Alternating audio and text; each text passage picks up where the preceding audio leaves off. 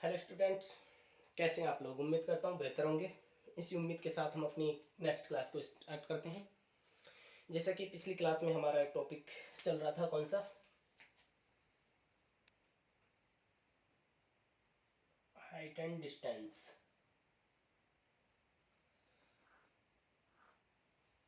इस टॉपिक का बेसिक को समझा था हमने और इसके कुछ क्वेश्चंस किए थे। जो कुछ इजी से क्वेश्चन थे वो किए थे हमने, और उसमें से भी कुछ 2-4 क्वेश्चन रह गए थे, वो मैं आपको इस क्लास में करवाऊंगा। उसके बाद हम थोड़े से हाई लेवल के क्वेश्चन को करेंगे, जैसा कि एग्ज़ाम में हमसे एक्सपेक्ट किया जाता है। जिन क्वेश्चन को, उन सारे क्वेश्चंस को करने वाले हैं। तो हम पहले जो क्वेश्चन पिछली क्लास में रह गए थे, 2-4 क्वेश्चन, उन सवालों को करते हैं। तो देखिए, ये भी कुछ उसी तरह का सवाल है। सवाल में क्या दिया गया है कि किसी कोई गुब्बारा है जो ज़मीन से 20 मीटर की ऊंचाई पर उड़ रहा है तथा 20 मीटर की दूरी पर स्थित किसी बिंदु का उस गुब्बारे के लिए उन्नयन कोण क्या है। मान लीजिए कोई गुब्बारा है जो कि उड़ रहा है। मान लीजिए यहाँ पर से इसकी हाइट कितनी दे रखी है, हमें क्वेश्चन में दे रखी है यहाँ पर 20 मीटर की हाइट पर उड़ रहा है। यहाँ पर मान लीजिए 20 मीटर की दूरी पर कोई बिंदु है। यहाँ से देखने पर जो ये कोण है थीटा, ये कितना है, ये ज्ञात करना है। यहाँ पर 20 मीटर की दूरी पर तो हमें सामान्य तौर पर देखा, थीटा ज्ञात करने के लिए हमें tan का सूत्र याद होता है, करना पड़ता है। tan theta is equal to लंब बटे आधार। यहाँ पर हमें कितना दे रखा है, 20, और बटे आधार कितना दे रखा है, आधार भी हमें 20 दे रखा है। तो ये 1:1 आ जाएगा। यानी कि ये tan theta is equal to 1। tan theta का एक मान किसके लिए होता है, तो ये 45 डिग्री के लिए होता है, जैसे कि सारणी से हमें पता है। तो ये कोण हमारे पास कितना आ जाएगा, ये 45 डिग्री का कोण होगा। चलिए नेक्स्ट क्वेश्चन करते हैं।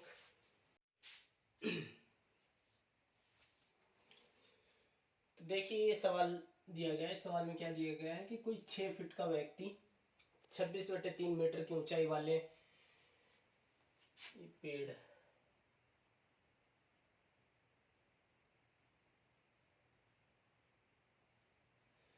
कोई 6 फीट का व्यक्ति है और 26/3 मीटर ऊंचाई वाले पेड़ से 8√3/3 मीटर दूरी पर खड़ा है। तो इस ऊंचाई से फल तोड़ने के लिए किस कोण पर पत्थर फेंकना होगा। फल पेड़ के शीर्ष पर लगा है। यानी कि कोई एक पेड़ है जिसकी ऊंचाई हमें दे रखी है 26/3 मीटर की ऊंचाई पर, और उसके शीर्ष पर कोई फल लगा हुआ है, और कोई व्यक्ति है जिसकी लंबाई 6 फीट है। तो वह उस फल को तोड़ना चाहता है। तो उसे जो पत्थर फेंकना पड़ेगा, तो उसे किस कोण पर फेंका जाएगा ताकि वो फल टूट जाए। तो देखिए, इस सवाल किस तरीके से करेंगे। यहाँ पर हमें इसमें थीटा ज्ञात करना है, इसका कोण। ये पेड़ है कोई, इसके शीर्ष पर यहाँ पर कोई फल लगा हुआ है। ये हाइट हमें कितनी दे रखी है, 26/3।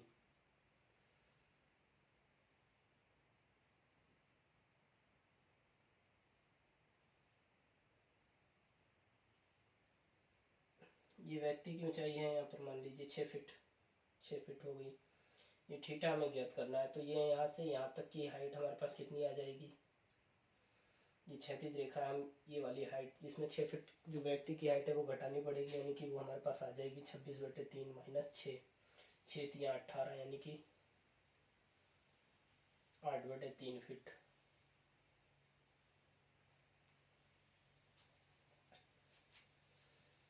और ये दूरी हमारे पास दे रखी है कितनी,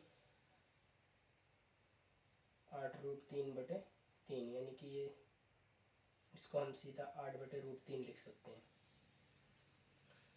तो हमें यहाँ पर थीटा ज्ञात करना है। थीटा यानी कि tan theta is equal to लंब बटे आधार, या हमें कितना दे रखा है, 8/3 बटे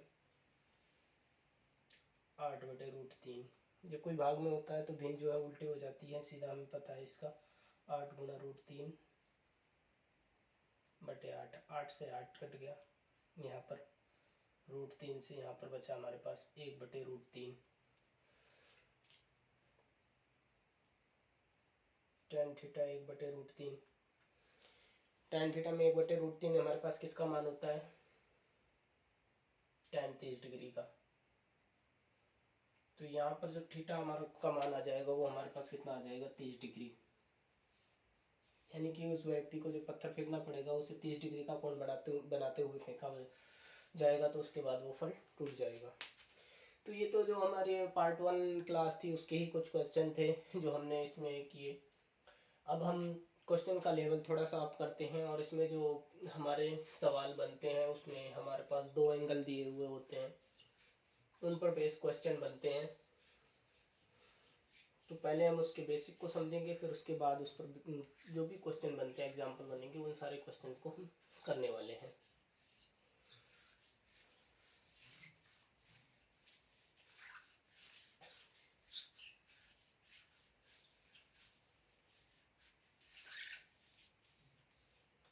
तो देखिए इस तरह के सवाल में क्या होता है कि यहाँ पर मान लीजिए कोई बिंदु है जो हाइट पर है, इसके लिए 2 कोण बनते हैं। इस तरीके के सवाल दिए जाते हैं। यहाँ पर 30 का बनेगा, 60 का बन जाएगा ये वाला, ये 45 का, ये 60 का, ये 30 का, ये 45 का, ये 15 का, ये 30 का, इस टाइप के क्वेश्चन बनते हैं। इसमें 3-4 तरह के मेन जो पॉइंट होते हैं वो उनको मैं बताता हूँ आपको किस तरीके से बनते हैं और उनका कोण सात भुजाओं का जो रेशो होता है वो क्या होता है उसको समझते हैं। तो बेसिकली इसमें जो है 3 तरह के त्रिभुज बनते हैं।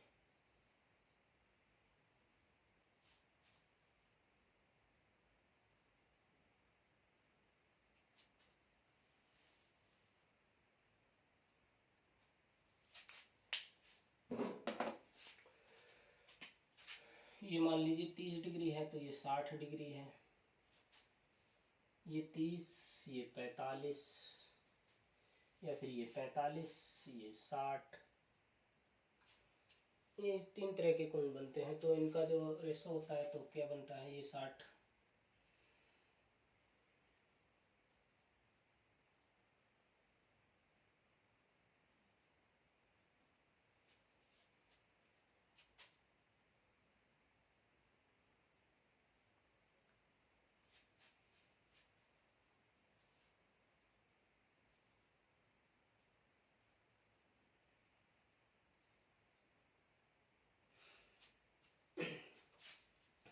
तो ये 3 मेन फिगर बनते हैं इस तरह के सवालों में। 30 डिग्री और 60 डिग्री 2 कोण दिए हुए हैं तो हमारा जो रेशो बनता है वो 2:1√3 का बनता है। 30-45 दिन रखा है तो √3 - 1 और 1 का बनता है। 45-60 का दे रखा है तो √3 - 1 और 1 और √3, ये 3 फिगर मेनली बनते हैं। तो ये रेशो कहाँ से आया इसको हम समझते हैं। देखिए क्या दे रखा है, किस तरीके से पहली आकृति जो दे रखी है इसका जो रेशो किस तरीके से बना है उसको समझते हैं। फिर उसके बाद इनको हमें रखना आसान हो जाएगा और इन पे बेस कोई भी क्वेश्चन हम बड़ी आसानी से कर सकते हैं। तो देखिए यहाँ पर ये जो त्रिभुज दे रखा है 60 डिग्री का कोण, ये 60 है तो ये 30 होगा। 60 के हिसाब से ये √3 हो गई भुजा, जो कि हमने पिछली ही क्लास में किया था वो ये उसी पे बेस रेशो ये भी बनेगा। 60 के सामने √3 और 30 के सामने 1, लेकिन यहाँ पर 30 के सामने 30 के हिसाब से क्या वजह होनी चाहिए, 1 होनी चाहिए। और ये 60 होगा 30 वाले त्रिभुज के लिए। इसमें 2 त्रिभुज बनते हैं। ये बड़ा वाला त्रिभुज जो है इसको हम मान लेते हैं 1 और इसको मान लेते हैं 2 नंबर त्रिभुज। तो 1 नंबर त्रिभुज के अकॉर्डिंग यहाँ पर 30 के सामने वाली भुजा 1 का और ये 60, इसका मान कितना होना चाहिए, यहाँ से यहाँ तक की जो दूरी का जो अनुपात आएगा वो √3 आएगा। और जो 60 में ये छोटा त्रिभुज नंबर 2 है उसके अकॉर्डिंग यहाँ पर ये मान है 1। अब यहाँ पर 2 नंबर त्रिभुज के अकॉर्डिंग यहाँ पर इसकी जो हाइट का अनुपात आया वो √3 आया, जबकि 1 के अनुसार 1 है। तो जबकि हाइट बराबर है तो इसको हम बराबर करने के लिए क्या करेंगे, ये √3 है तो ये 1 है तो हम 1 को गुणा √3 कर देंगे, तो यानी कि ये बराबर हो जाएगा। जब इसको √3 से गुणा करा तो इसके जो बेस है उसको भी √3 से गुणा करना पड़ेगा, यानी कि जो टोटल यहाँ से यहाँ तक की दूरी है इसको भी √3 से गुणा करेंगे तो ये टोटल हाइट जो इसकी लंबा ये कितनी हो जाएगी, ये 3 हो जाएगी। जब ये टोटल 3 हो गई और ये हमारे पास पहले से 1 दे रखी थी तो 3 - 1, तो ये कितनी आ गई हमारे पास 2 और ये 1। तो ये इसमें जो पहली आकृति है, पहला फिगर जो है, इसका रेशो ये इस प्रकार से आता है। तो इसमें इसका रेशो सीधा सा याद करने का तरीका यही है कि यहाँ पर जब कोण का मान डबल हो रहा है तो ये यहाँ पर 2 आ जाएगा और ये 1 आ जाएगा, ये √3 आ जाएगा। तो अब अगली आकृति को हम समझते हैं कि इसमें किस तरीके से ये मान आया। ये 45 डिग्री है, 45 के सामने वाली भुजा का जो अनुपात है वो 1 होता है। उसी तरीके से ये वाला कोण भी 45 होगा, इसको भी हम चित्र नंबर 2 मान लेते हैं, इसको 1 मान लेते हैं। तो 2 का जो ये कोण कितना होगा, 45 डिग्री। जब ये 45 के सामने वाली भुजा की लंबाई जो आएगी वो भी 1 आएगी, और ये 45 इधर भी है तो इसकी अकॉर्डिंग 1 आएगी। जबकि ये आकृति नंबर 1 है, इसके सामने ये भुजा 30 के सामने 1 ही आएगा। यहाँ पर ये बराबर करने की आवश्यकता नहीं है, तो ये 1 ही वही रहेगा। इसके अकॉर्डिंग यहाँ पर जो पूरा कोण कितने का है, 60 डिग्री का है। 60 के सामने वाली टोटल भुजा कितनी हो जाएगी हमारी, 60 के सामने वाली होती है √3। 60 के सामने ये √3, टोटल √3 है, और यहाँ से यहाँ तक की लंबाई कितनी दे रखी है, 1। तो ये यहाँ से यहाँ तक की जो कितनी आ जाएगी, √3 - 1। तो चलिए अब नेक्स्ट इसको भी समझते हैं किस तरीके से है। यहाँ पर आपने ये 60, ये 3, 2 नंबर 1 नंबर, 60 के सामने ये कोण कितना आ जाएगा, ये 30 डिग्री। 60 के सामने वाले भुजा का अनुपात जो √3 आ जाएगा, और ये 30 के सामने 1, तो ये 45 के सामने कितना होना चाहिए, ये इसके अकॉर्डिंग यहाँ पर 1 होना चाहिए। फिर वही इसी तरीके से इसको भुजा बराबर करने के लिए √3 से गुणा करेंगे। जब इसको √3 से गुणा, ये 45 के सामने जो था ये भी 1 था, तो इसको भी √3 से गुणा करेंगे। ये तो टोटल लंबाई कितनी हो गई हमारे पास, √3 हो गई, और ये हमारे पास 1 थी, तो यहाँ से यहाँ तक की कितनी आ जाएगी, √3 - 1। तो ये बेसिक चीज़ें थी जो मैंने आपको बता दी कि ये रेशो किस तरीके से आया। जबकि इन चीज़ों का में मतलब इतना ज़्यादा डिटेल में जाने की ज़रूरत नहीं है। कुछ बेसिक से रेशो जो हम रटना आसान होता है इनको। तो चलिए मैं दोबारा से लिखवा देता हूँ इनको आसानी से, किस तरीके से याद करना है वो भी बता देता हूँ एक बार मैं आपको।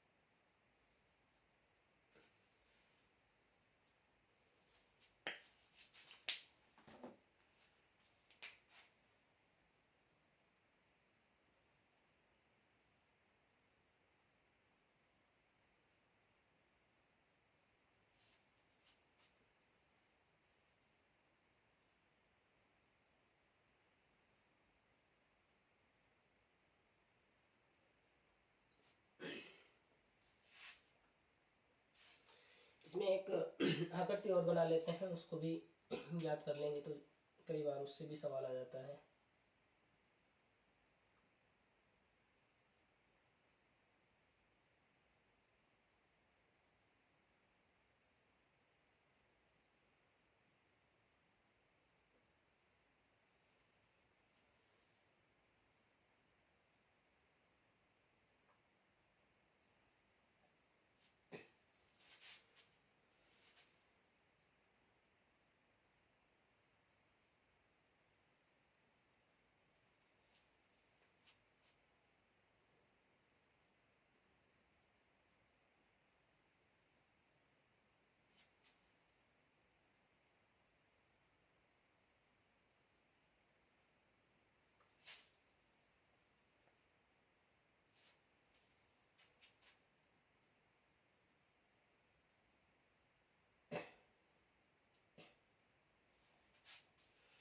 देखिए इसको किस तरीके से याद करते हैं। यहाँ पर कोण डबल हो रहा है, यानी कि डबल हो रहा है तो यहाँ पर 2 आ जाएगी, यहाँ पर भी डबल हो रहा है तो यहाँ पर 2 आ जाएगा। और ये वाले पहले चित्र ये तो हमें पता ही है कि 60 और 30 उसके अकॉर्डिंग जो रेशो है वो क्या होगा। उसी तरह से इसको भी हम याद कर लेंगे, और इन चारों का अगर आप चाहो तो स्क्रीनशॉट ले सकते हो। अब इन पर बेस कुछ क्वेश्चन करते हैं कि किस तरीके के सवाल बनते हैं। हम आगे के सवाल करने से एक कॉन्सेप्ट मैं और आपको बता देता हूँ कि इस तरीके से अगर कोई सवाल आ जाता है तो उसको कम टाइम में इजीली कर सकते हैं।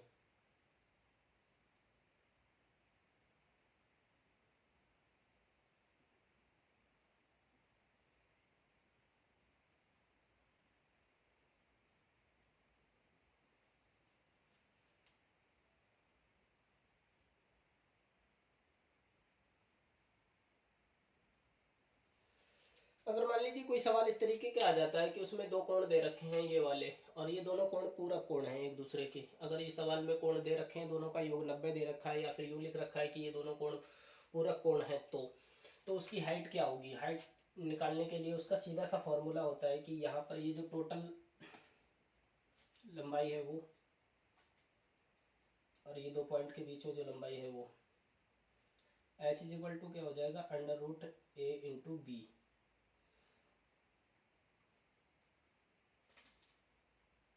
यदि इस तरीके का कोई सवाल आ जाता है तो उसको हम सीधा से इस ट्रिक से कर सकते हैं, h is to a root B हो जाएगा। अगर कोण दोनों पूरक कोण दे रखे हैं, यानी कि दोनों का योग 90 डिग्री है, तो इस पर बेस भी हम क्वेश्चन एक करते हैं। देखिए किस तरीके से सवाल इस तरीके से दिया हुआ हो सकता है। मान लीजिए कोई दो कोण है, एक अल्फा है, दूसरा 90 माइनस अल्फा है, और ये टोटल लंबाई मान लीजिए दे रखी है 75, और ये दे रखी है 48। तो हमें हाइट ज्ञात करनी है, तो इसको सीधा सा हमने जो सो इस फॉर्मूले में इसको रख देंगे, h is equal to under root 75 गुणा 48। तो ये किस तरीके से इन दोनों को गुणा करेंगे, गुणा करने की ट्रिक, इसको डबल कर लेते हैं और उसको आधा 24,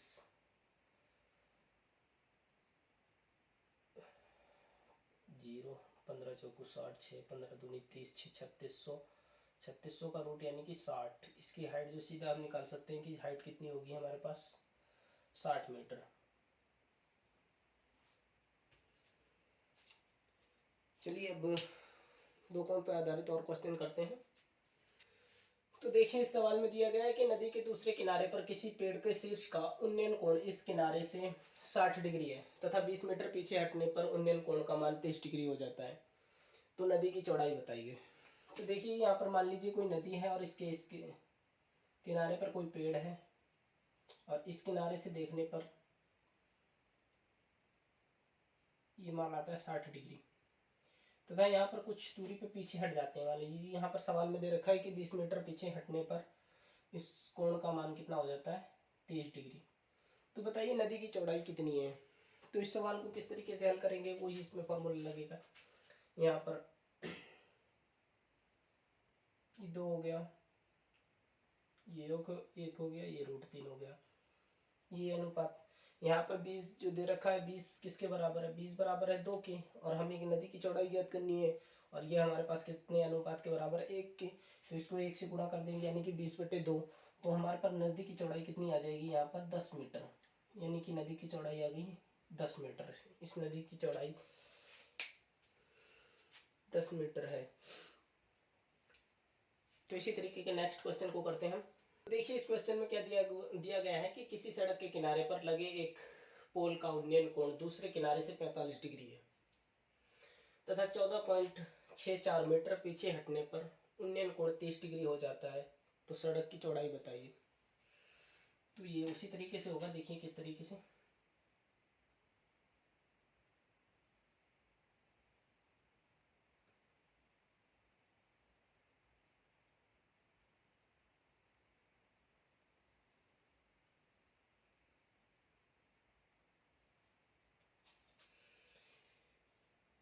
ये मान लीजिए कोई सड़क है, इस किनारे पे एक पोल लगा हुआ है। अब सड़क के इस किनारे से देखने पर यहाँ से इसका जो कोण उन्नयन कोण का मान है वो 45 डिग्री है, तथा पीछे हटने पर कितना पीछे हटे हैं यहाँ पर, ये 14.64 मीटर पीछे हटने पर उन्नयन कोण का मान कितना हो जाता है, 30 डिग्री। तो हमें सड़क की चौड़ाई बतानी है, यहाँ से यहाँ तक की जो लंबाई है वो कितनी होगी, ये बतानी है हमें। तो हमारे पास 30-45 वाले कोण का जो रेशो होता है वो क्या होता है, 45 के सामने ये 45, तो ये भी 45, तो ये दोनों भुजाओं का मान कितना आ जाएगा हमारे पास 1। और 30 और 45 के लिए ये वाली जो चौड़ाई, ये कह लीजिए या लंबाई कह लीजिए, ये कितनी होती है, ये होती है √3 - 1। अब यहाँ पर ये थोड़ा सा डिफिकल्ट सा लग रहा होगा कि √3 - 1 आ गया तो क्या हो, किस तरीके से होगा। ये बहुत ही आसान तरीके से हो जाएगा सवाल, बस इसको थोड़ा सा ध्यान से अगर हम करेंगे तो देखिए इसमें √3 - 1 दिया गया है। इसको हम क्या लिख सकते हैं, √3 का मान क्या होता है 1.732 माइनस 1 कर रखा है, तो यहाँ पर 1.732 में से 1 माइनस हो जाएगा तो हमारे पास क्या बनेगा 0.732 ये बच जाएगा। और ये वैल्यू 14.64 जो दे रखी है वो किसके बराबर है 0.732 के। और हमें ये इसका जो अनुपात 1 दे रखा है ये ज्ञात करना है। तो देखिए किस तरीके से करेंगे, यहाँ पर जो दे रखा है 14.64 और बटे में 0.732 और ये हमें लंबाई ये वाली ज्ञात करनी है, तो इसको हम 1 से गुणा कर देंगे। देखिए किस तरीके से होगा, ऊपर 2 के बाद पीछे अंकों के देखें तो ये 2 के बाद है, यहाँ पर 3 के बाद है, तो सीधा सा हम इसमें एक 0 लगा लेंगे। और जब हम इसमें भाग देंगे तो ये कितनी बार जाएगा 7 2 बार और एक 0, 732 का डबल 1464 होगा। और ये 0 यहाँ, यानी कि सड़क की जो चौड़ाई आ जाएगी वो हमारे पास कितनी आ जाएगी 20 मीटर चौड़ाई आ जाएगी। ये √3 माइनस 1 देख के हमें थोड़ा सा मुश्किल सा सवाल यहाँ पर पॉइंट की वजह से मुश्किल, लेकिन ये कंपटीशन एग्जाम में जो भी सवाल दिए जाते हैं वो इस तरीके से दिए जाते हैं ताकि कोई भी संख्याएं आएंगी तो वो आसानी से कट जाती हैं। लेकिन कई बार इस तरीके से सवाल बनाया जाता है वो हमें लगता है कि डिफ़िकल्ट सा, लेकिन जब हम उसको करते हैं और थोड़ा सा यहाँ पर √3 माइनस 1 का मान रखते ही हमारे पास ये बहुत ही आसान क्वेश्चन हो गया। तो इस तरीके से कोई भी हम क्वेश्चन कर सकते हैं। और चलिए इस पर से एक और क्वेश्चन करते हैं। देखिए इस क्वेश्चन में क्या दे रखा है कि कोई हवाई जहाज 5√3 किलोमीटर की ऊंचाई पर उड़ रहा है तथा जमीन के किसी बिंदु से देखने पर 30 डिग्री का उन्नयन कोण बनाता है तथा 1 मिनट के पश्चात उन्नयन कोण का मान 60 डिग्री हो जाता है, तो हवाई जहाज की गति बताइए। देखने में बहुत मुश्किल सा सवाल लग रहा है कि यहाँ पर ये देख रहा है हवाई जहाज की गति पूछ रहा है, लेकिन ये बहुत ईजी सा क्वेश्चन है। मान लीजिए यहाँ पर कोई जहाज उड़ रहा है और ये जमीन से कितनी ऊंचाई पर उड़ रहा है 5√3 किलोमीटर की हाइट पर है। अब मान लीजिए यहाँ से देखने पर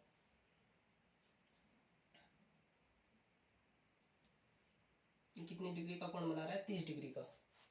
अब कुछ समय पश्चात कोण का मान 60 डिग्री हो जाता है, यानी कि ये जहाज जो है इस तरफ बढ़ेगा तो भी कोण का मान अधिक होगा, यानी कि जहाज जो है हमारी तरफ आ रहा है। मान लीजिए यहाँ पर आ गया 1 मिनट के पश्चात और अब जो कोण का मान है वो हमारे पास कितना है 60 डिग्री हो गया।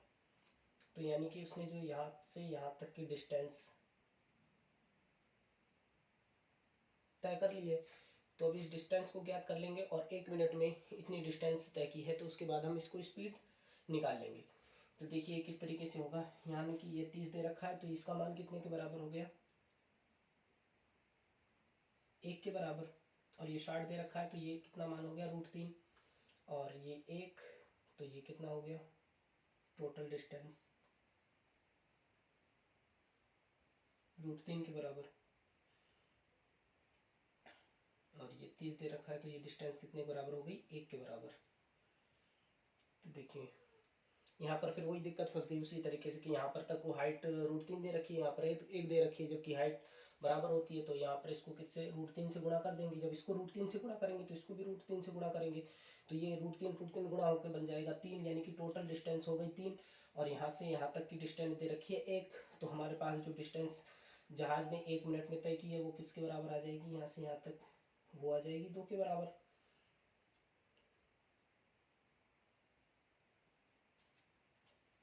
तो देखिए यानी कि अब इसके किस तरीके से हल करेंगे, 5√3 जो हाइट दे रखी है वो किसके बराबर है, वो बराबर है √3 के। तो अब हमें किसके कितनी निकालनी है 2, तो इसको 2 से गुणा कर देंगे √3 से √3, यानी कि 10 किलोमीटर। यानी कि 1 मिनट में वो जहाज कितने किलोमीटर चल रहा है 10 किलोमीटर। जब 1 मिनट में 10 किलोमीटर चल रहा है तो वो 1 घंटे में कितना चलेगा, यानी कि 1 मिनट में 10 किलोमीटर, तो 60 मिनट में कितना का चलेगा 600 किलोमीटर। 1 मिनट में 10 किलोमीटर, तो 60 मिनट में कितना हो गया 600 किलोमीटर, यानी कि उसकी स्पीड आ जाएगी 600 किलोमीटर पर आवर। यानी कि वो जहाज जो है उड़ रहा है वो 600 किलोमीटर पर आवर की स्पीड से उड़ रहा है। तो इस तरीके से हम किसी भी और भी क्वेश्चन को कर सकते हैं। आज की क्लास को हम यहीं पे एंड करते हैं, बाकी और इस तरीके के क्वेश्चन करने वाले हैं हम नेक्स्ट क्लास में। उसमें हम और भी इसी तरीके के क्वेश्चन करेंगे और थोड़े से और हाई लेवल के क्वेश्चन को करने की कोशिश करेंगे। और उसमें हम कुछ ज़्यादा क्वेश्चन लेके आएंगे, जिससे कि हमारी जो हमने अभी तक क्वेश्चन किए हैं जो हमारी क्लास की, उसका रिवीजन हो जाए और हमारे क्वेश्चन के पे कुछ प्रैक्टिस हो जाए। तो चलिए इस क्लास को यहीं एंड करते हैं। Thank you.